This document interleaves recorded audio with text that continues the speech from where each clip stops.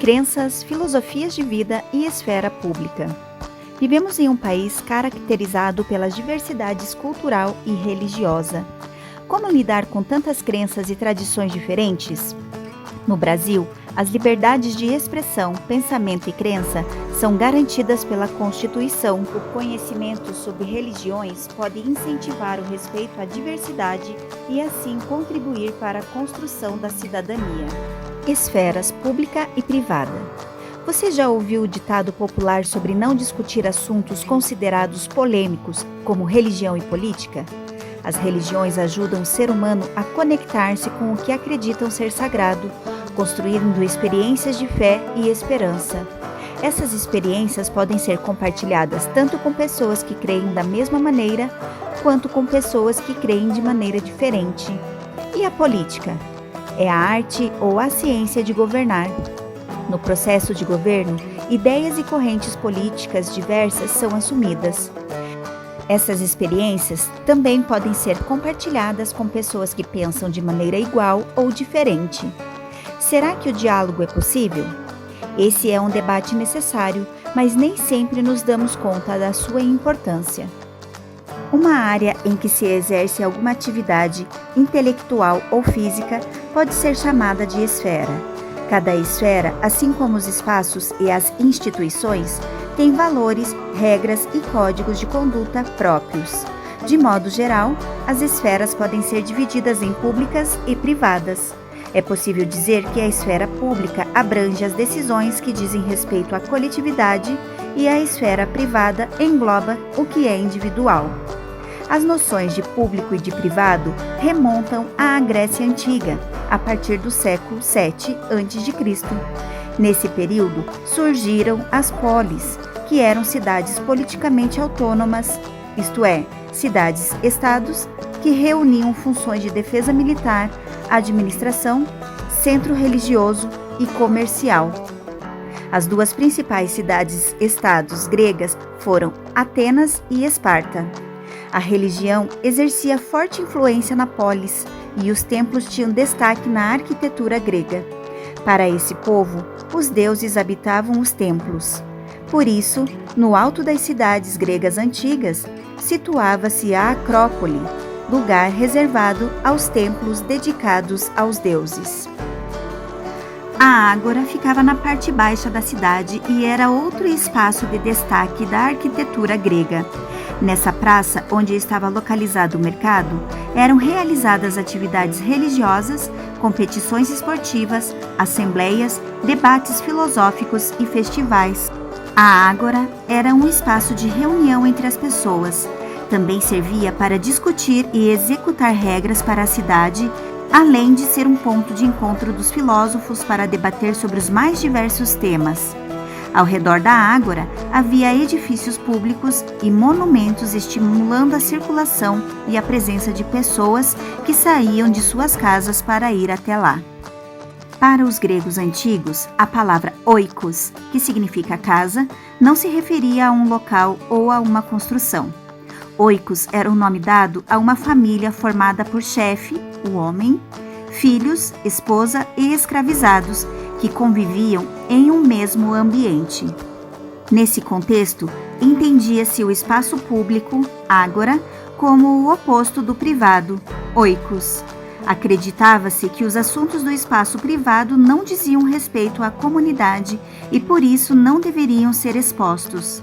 Em Atenas, apenas o chefe que governasse bem o seu oikos poderia participar das assembleias políticas e dos debates filosóficos na ágora. Mulheres, estrangeiros, escravizados e crianças não eram permitidos nesses eventos. Nos assuntos das assembleias, as mulheres eram representadas pelo pai, pelo marido, pelo irmão, pelo filho ou por outro membro masculino da família.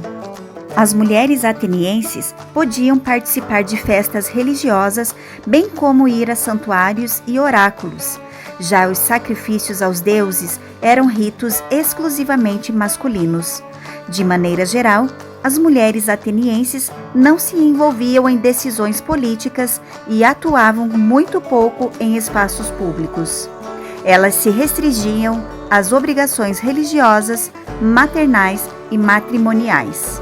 Já a cidade de Esparta abrigava uma sociedade altamente militarizada. Nela, as mulheres passavam por um treinamento militar para gerar indivíduos fortes e saudáveis que fariam parte do exército. Por isso, elas podiam frequentar assembleias, jogos esportivos e outras atividades, controlando também as finanças domésticas e exercendo atividades comerciais na ausência dos maridos. Quem nascia na polis era chamado político. Então, quem nasce na cidade é cidadão? O termo cidadania tem origem no latim civitas e significa cidade ou condição daquele que tem plenos direitos e deveres em uma cidade. Segundo essa concepção, cidadãos seriam apenas as pessoas dos centros urbanos. Na Grécia, era necessário, para isso, ser homem, nascido na cidade, livre e maior de idade, entre outros critérios. Esfera pública e cidadania. Podemos então entender a cidadania como um exercício de diálogo e respeito às leis e às normas de convivência, bem como a busca pela dignidade das pessoas.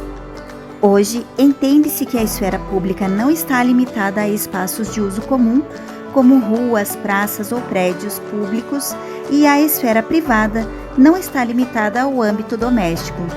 Devemos exercer nossos direitos e deveres em qualquer espaço, com responsabilidade e respeito. A separação entre a esfera pública e a esfera privada se dá, muitas vezes, por meio de leis.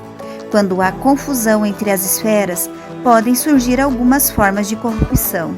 Atualmente, discute-se sobre as relações entre público e privado nas redes sociais. De maneira geral, as pessoas veem as redes sociais como parte da sua vida privada e as utilizam para expor conteúdos pessoais.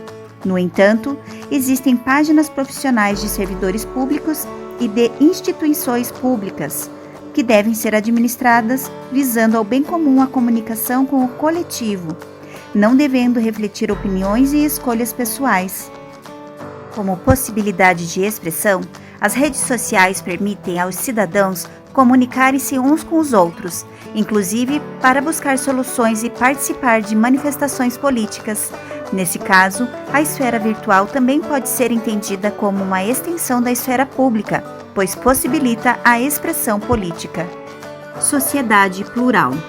Conviver com pessoas diferentes em aspectos culturais, políticos e religiosos pode não ser fácil, mas pode também ser uma oportunidade de desenvolver a compreensão e exercitar o respeito por meio de uma convivência pacífica. Afinal, todos temos algo a ensinar e algo a aprender. Todas as pessoas são iguais perante a lei, mas diferentes nas suas crenças e experiências. Essa é a riqueza da diversidade, que só se desenvolve na democracia. Não são apenas as instituições ou os líderes religiosos que podem promover relações de respeito e compreensão entre as pessoas de diferentes religiões. Viver a diversidade de maneira pacífica exige o compromisso de todos. A escola é um local de aprendizagem das mais diversas áreas de conhecimento e também um ambiente para viver e conviver. É um lugar onde as regras do espaço público democrático são vivenciadas. Aprender a ser cidadão e a ser cidadã é, entre outras coisas, aprender a agir com respeito, solidariedade, responsabilidade, justiça, não violência, aprender a usar o diálogo nas mais diferentes situações e comprometer-se com o que acontece na vida coletiva da comunidade e do país. Esses valores e essas atitudes precisam ser aprendidos e desenvolvidos pelos estudantes e, portanto, podem e devem ser ensinados na escola. A riqueza da diversidade de olhares e de maneiras de viver a fé contribui para uma cultura de paz. Neste intuito, igrejas cristãs criaram uma instituição, Coordenadoria Ecumênica de Serviço, que busca fortalecer organizações da sociedade civil e é composta pela Igreja Evangélica de Confissão Luterana no Brasil, da Igreja Presbiteriana Independente do Brasil, da Igreja Presbiteriana Unida do Brasil, da Igreja Episcopal Anglicana do Brasil, da Igreja Católica Apostólica Romana, da Conferência Nacional dos Bispos do Brasil e da Aliança de Batistas do Brasil. Respeitar a opção de fé da outra pessoa é acolher positivamente a diversidade religiosa como expressão da vontade de Deus, que também se manifesta por meio da riqueza da diversidade de culturas e religiões. É preciso assumir que as religiões são diferentes e, justamente por isso, são preciosas e necessárias no mundo plural e diverso em que vivemos. Da mesma maneira, o Conselho Nacional de Igrejas Cristãs do Brasil, fundado no ano de 1982, mantém entre os seus objetivos a promoção das relações ecumênicas e o fortalecimento do testemunho conjunto das igrejas-membro na defesa dos direitos humanos. Para o CONIC, o ecumenismo não é apenas uma relação entre as igrejas cristãs, mas uma iniciativa universal de amor ao próximo.